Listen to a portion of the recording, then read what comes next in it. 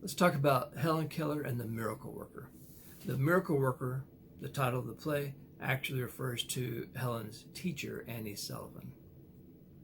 But we need some background on Helen Keller and some background on the play, the context of this tiny bit that they're giving us. Helen Keller was born in 1880 in Alabama. Her father was a retired Confederate Army captain and the editor of the local newspaper. That's why they call him Captain Keller, because he was a captain. 1880 was 140 years ago. So imagine what they knew about medicine and dealing with blind children. What they did, they would send them off to these schools and just be gone with you.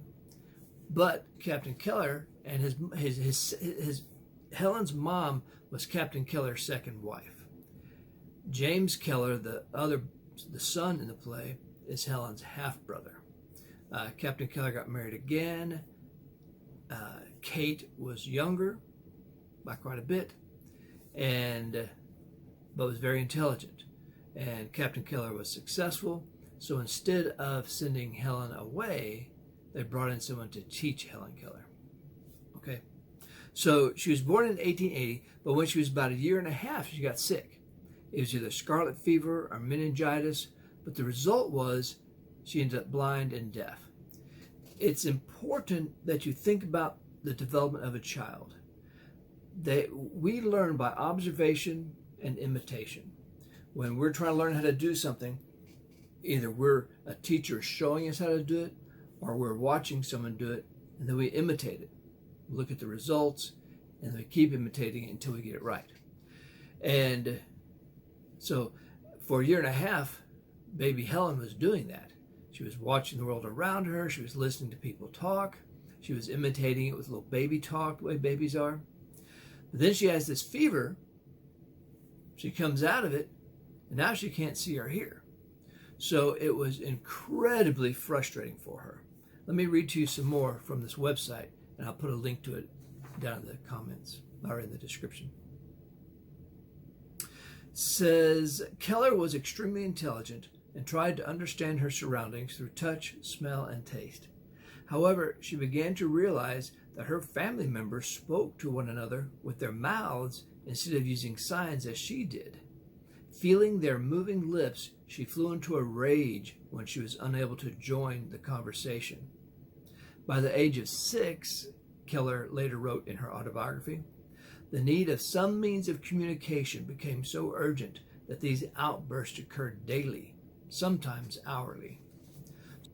So she knew people were communicating, and all she had was sign language. She would touch her cheek, and that meant mom, because her mom kissed her on the cheek. So they'd made up their own sign language, but she was still so frustrated that she couldn't communicate with anybody, and they couldn't communicate with her in any real way.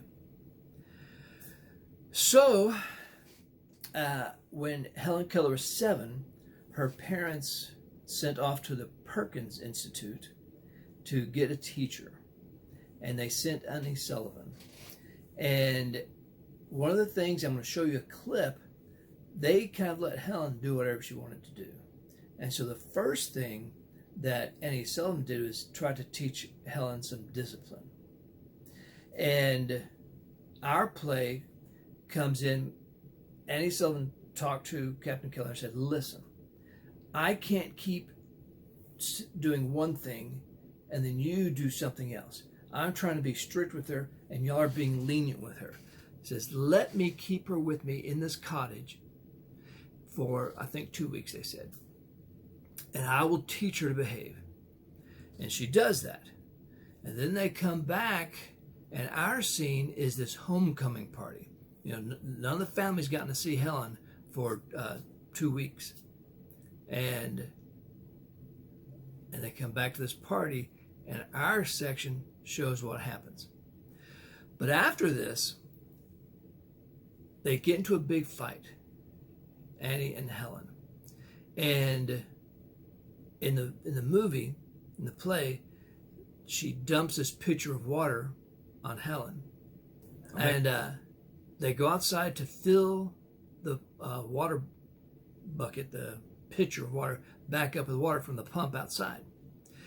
Well, the water's coming out, And throughout this whole time, Annie always spells things, all right? American Sign Language.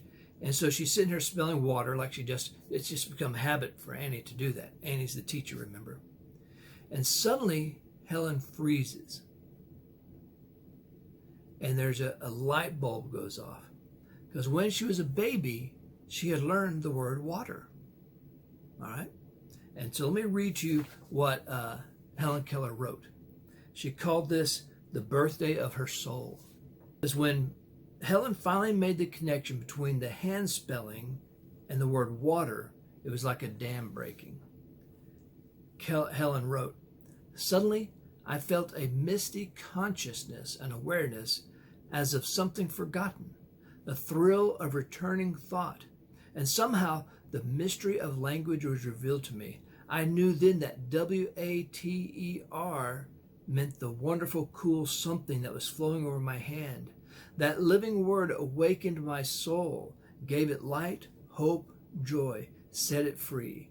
Everything had a name, and each name gave birth to a new thought. As we returned to the house, every object which I touched seemed to quiver with life."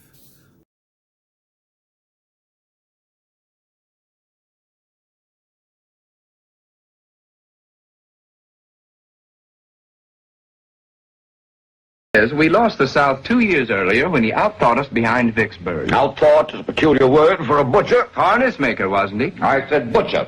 His only strength as a soldier was numbers.